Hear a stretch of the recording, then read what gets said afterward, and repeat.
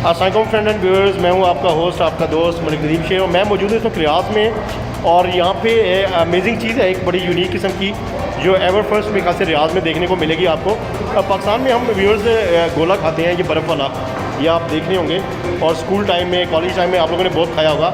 ये रियाद में आपको एवर फर्स्ट देखने को मिलेगा और इसको टेस्ट करने को और इन्जॉय करने को मिलेगा। और यहाँ पे मैं मौजूद हूँ अपने कुछ फ्रेंड के साथ, तो हम इसको इन्जॉय कर रहे हैं। आप लोग भी यहाँ पे लाजमी है, डिस्क्रिप्शन में आपको इसकी लोकेशन यकीनन मिलेगी।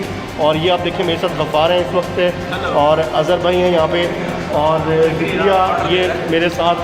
ज़िक्रिया, आप भी कौन सा फ्लेवर ले रहे हैं यार आप? मैं तो ले रहा हूँ जी वाटरमेलन, चेरी और लेमन जी। सो लेट्स, आप भी आइए, लाजमी विज़िट करें और इन्जॉय करें इसको, और यकीनन आपको बड़ा मज़ा आएगा। Thank you.